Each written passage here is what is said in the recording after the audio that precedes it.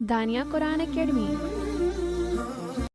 یہ قرآن وہ رستہ دکھاتا ہے جو سب سے سیدھا ہے، اور مومنوں کو جو نیک عمل کرتے ہیں بشارت دیتا ہے کہ ان کے لیے اجر عظیم ہے۔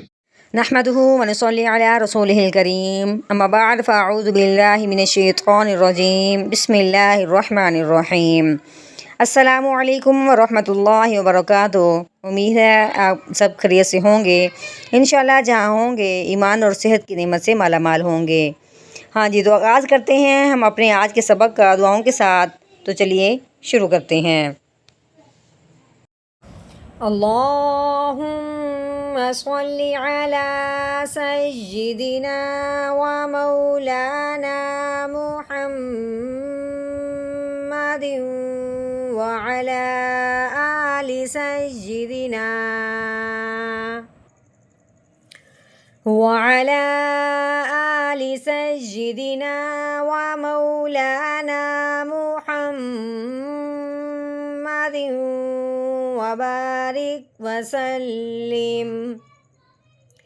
رب اشرح لی صدری ویسر لی امری واحلل عقدۃ من لسانی یفقہوا قولی۔ رب زدنا علما رب زدنا علما رب زدنا علما۔ اعوذ باللہ من الشیطان الرجیم، بسم اللہ الرحمن الرحیم۔ یسألونک عن الساعة ایان مرساہا۔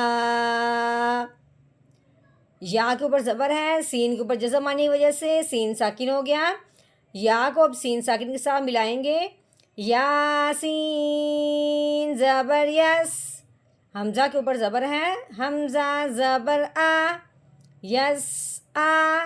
لام کے اوپر پیش، آگے واؤ کے اوپر جزم آنے کی وجہ سے واؤ ساکن ہو گیا۔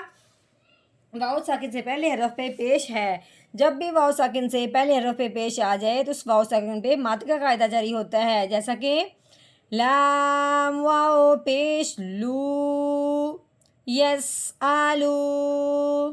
نون کے اوپر زبر ہے، نون زبر نا، یس آلونا۔ کاف کے اوپر زبر ہے، کاف زبر کا، یس آلونا کا۔ عین کے اوپر زبر ہے، نون کے نیچے زیر ہے۔ اب عین کو نون کے ساتھ نہیں ملائیں گے کیونکہ آگے نہ تو کوئی جزم ہے نہ کوئی شد ہے، تو کیسے پڑھیں گے؟ عین زبر آ، نون کے نیچے زیر، آگے جو الف ہے یہ بھی نہیں پڑھا جائے گا، لام ہے یہ بھی نہیں پڑھا جائے گا کیونکہ یہ خالی ہے، ٹھیک ہے۔ آگے سین ہے، سین کے اوپر شادی لگی ہوئی ہے۔ اب ہم نے نون کو سین مشدد کے ساتھ ملانا ہے، تو کیسے پڑھیں گے؟ نون سین زیر نس، آنس۔ سین کے اوپر زبر، آگے کیا ہے؟ الف۔ الف سے پہلے حرف پہ جب زبر آ جائے تو اسے ایک الف کے برابر لمبا کیا جاتا ہے، تو کیسے پڑھیں گے؟ سین الف زبر سا، آنس سا۔ عین کے اوپر زبر ہے، عین زبر آ، آنس سا آ۔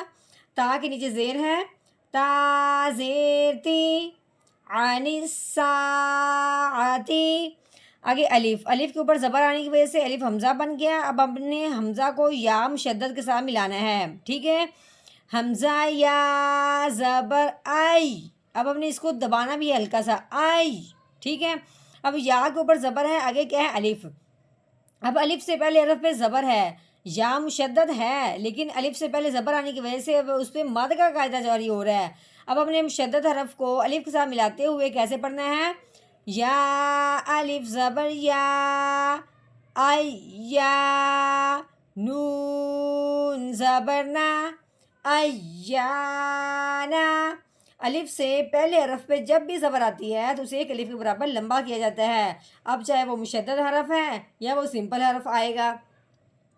لمبا یہ ہوگا، ٹھیک ہے. میم رو پیش مور، سین کے اوپر کھڑی زبر ہے، اس کو ایک الف کے برابر لمبا کریں گے. سین کھڑی زبر سا، مرسا. ہاں کے اوپر زبر ہے، آگے کیا ہے الف. الف سے پہلے حرف پہ جب زبر آ جائے تو اسے ایک الف کے برابر لمبا کیا جاتا ہے. کیسے؟ ہا الف زبر ہا. اب یہ سمپل ہا ہے، ٹھیک ہے. یہ مشدد حرف سے اس کے اوپر زبر تھی، الف سے پہلے حرف پہ مشدد حرف تھا، اس پہ زبر تھی، وہ بھی لمبا ہوا ہے. اب یہ الف سے پہلے حرف جو ہے ہاں وہ سمپل ہے، وہ مشدد نہیں ہے، اس کے اوپر بھی زبر ہے، اب یہ لمبا ہو رہا ہے. مطلب یہ ہے کہ الف سے پہلے حرف پہ جب بھی زبر آئے تو وہ لمبا ہوگا، چاہے وہ مشدد ہو. الف سے پہلے حرف یا مشدد تھا، اس کے اوپر زبر تھی، وہ بھی لمبا ہو گیا. اب الف سے پہلے ہاں ہے، سمپل زبر ہے، یہ بھی لمبا ہو جائے گا، ٹھیک ہے. ہاں الف زبر ہا، مرسا ہا. اب آگی بات وقف کی. وقف کی صورت میں آخر والا جو حرف ہے یہ ہے الف. اب گویا کہ وقف کی صورت میں جو آخر والا حرف ہوتا ہے نا اس میں تبدیلی کرتے ہیں، کمی زیادتی کرتے ہیں. زیادتی تو نہیں، خیر کمی ہو جاتی تھوڑی سی. اس میں کیا کرتے ہیں، آخری حرف کو ساکن کرنے کے لیے تھوڑی سی کمی پیشی کی جاتی ہے، ٹھیک ہے. اب جو ہے وقف کی صورت میں آخر والا جو حرف ہے وہ الف ہے. اب سوال یہ اٹھتا ہے کہ یہ جو الف ہے یہ وقف کی صورت میں بدلا جائے گا یا نہیں، اس کو آگے پیچھے کم زیادہ کیا جائے گا یا نہیں. تو اس کا جواب یہ ہے کہ ہم نے وقف کی صورت میں جو آخر والے حرف کو بدلتے ہیں وہ ساکن کرنے کے لیے بدلتے ہیں تاکہ آخر حرف کو ساکن کیا جائے. اب یا تو پہلے جو الف آیا ہے وہ ہے ہی ساکن، جو الف ہمیشہ ہوتا ہے وہ ہمیشہ ساکن ہی ہوتا ہے، اس لیے اب ہم نے اس کو ساکن نہیں کرنا، ٹھیک ہے. جو حرف پہلے سے ساکن ہو وہ ویسے کا ویسے رہتا ہے. اب ہم نے کیسے پڑھنا ہے آگے. وقف مرساہا، مرساہا. یسألونک عن الساعة أيان مرساہا.